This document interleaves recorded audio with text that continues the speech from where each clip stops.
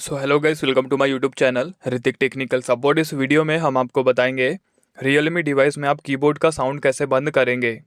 ठीक है, video start करने से पहले आप लोग हमारे यूट्यूब चैनल को सब्सक्राइब कर लीजिएगा, बेल के आइकन को प्रेस कर लेना है। कीबोर्ड का साउंड अगर आपको अपने रियलमी डिवाइस में बंद करना हो तो इसके लिए फ़र्स्ट ऑफ ऑल आपको जाना होगा सेटिंग्स पे।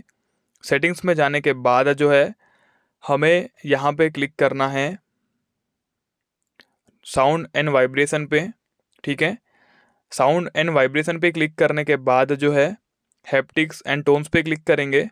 एंड जैसे कि यहाँ पे आपको देखने को मिलेगा पहला ऑप्शन सिस्टम हैप्टिक्स का, अगर ये इनेबल है तो सिंपल आप इसको डिसेबल कर दीजिएगा, तो इससे भी आपका कीबोर्ड का जो साउंड रहेगा वो बंद हो जाएगा।